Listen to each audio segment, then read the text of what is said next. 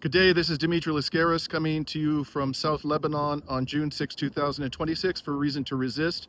I'm currently standing on the edge of a village called Magdouche, which is several kilometers from the Lebanese coastal city of Saida, the third largest city in Lebanon. That is Saida behind me and the Mediterranean Sea off in the distance. We came here today to this area to visit a village that was struck yesterday. The village is called Ankun by an Israeli airstrike after Israel had issued an evacuation order for that village and two nearby villages. The strike occurred on a house that belonged to a resistance fighter who was killed in 2024. So he had passed away apparently in combat 2 years ago.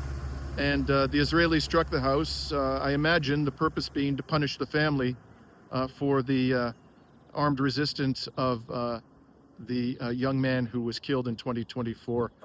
In any case, we were hoping to do a report there, but we were not able to obtain permission. We saw the house, the destruction of it, and the photographs, the banners of the slain resistance fighter. We weren't able to obtain permission from local security officials to actually videotape. So we did see the house and the surrounding area, much of which has been evacuated, but unfortunately I'm not able to share with you the video of the destroyed home. Now, while we were driving down here from Beirut this morning, something really remarkable happened, quite difficult to understand even from the deranged perspective of Israel's military and political leaders. What happened was that Israel's military murdered a Brigadier-General in the Lebanese National Army by the name of Wissam Sabra in a drone strike on a vehicle in which he was traveling in the area of Nabatea. I understand that he was the commander for the Lebanese Army of the Marjayoun district, and he was heading to Marjayoun at the time that he was killed.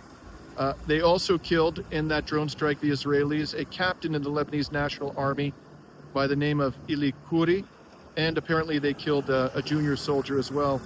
Unfortunately, I can't report to you what his name is at this time, but in any event, doing this in any circumstance would be extraordinarily provocative, but doing it on this particular day at this particular moment, it just simply boggles the mind. Why do I say that? Because 2 days ago, Israel entered into yet another ceasefire agreement with Lebanon, supposedly mediated by the Trump regime, which is in every conceivable respect an enemy of Lebanon and therefore in no position to act as a mediator. But not only did Israel pursue the bombing of Lebanon and the killing of civilians immediately following the conclusion of this third ceasefire agreement covering Lebanon, but then for some incomprehensible reason it murdered the general, the captain, and the junior soldier in the Lebanese National Army.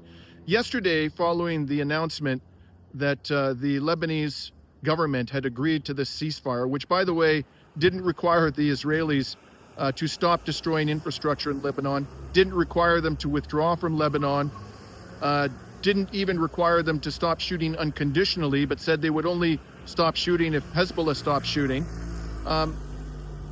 After agreeing to that really outrageous set of terms, which the Hezbollah leadership predictably rejected unequivocally, the Lebanese President Aoun gave an interview to Christian Amanpour, who flew into Lebanon for this interview, in which he blamed Iran for the suffering of the Lebanese people. Not Israel, he blamed Iran. So you can hardly imagine a leader of Lebanon making statements that are more suited to the Israeli agenda than this. And yet, the very next day, Israel effectively humiliated this vassal of Washington by killing one of his generals.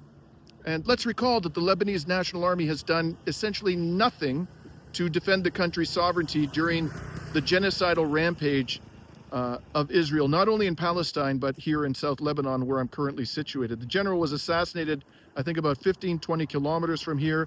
We have heard warplanes flying low overhead. We've heard drones. Their presence has almost been constant. There was an airstrike in the distance. We heard the explosion, but we were unable to see what was actually struck while we were in the village of Ankun about an hour ago. Now, on the way down here, we'll be heading to another location in South Lebanon in the hours ahead. But we were discussing amongst ourselves. I'm traveling with Laith Marouf of Free Palestine TV and two of his comrades from Free Palestine TV. And we talked about what could possibly be the reasoning of the Israelis. When you have somebody in the position of Joseph Aoun making statements that are perfectly concordant with the Israeli agenda, not even blaming Israel for the suffering of his country, and entering into this absurd set of terms, incredibly favorable to Israel and Washington, why would you kill one of his generals? To humiliate him, to embarrass him, to discredit him, to lend credence to the arguments being made by Israel's enemies. And in fact, when Aoun blamed Iran in the interview with Christian Amanpour, the foreign minister of Iran, Abbas Araghchi, stated on X, you would think from the president of Lebanon's statements that it is in fact Iran which is occupying the country and blowing up civilian infrastructure and murdering journalists and medics and so forth, when in fact it is Israel. And so within hours of the foreign minister of Iran making that statement, we learn of the assassination of a Lebanese army general, a Lebanese army captain. Well, the only theory we could come up with to explain this insanity is that perhaps we don't have any evidence to back this up, but perhaps that particular general and or the captain were known to be opposed to the demand that the Lebanese National Army be used to disarm Hezbollah. But that's just a wild guess on our part.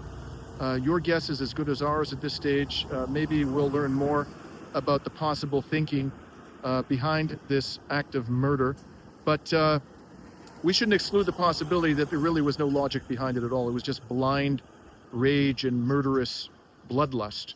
Because after all, we've seen plenty of that from the Israeli genocidal regime. I'll be reporting to you later on as the day develops on what we're seeing down here in South Lebanon as Israel proceeds to lay waste to yet another ceasefire agreement.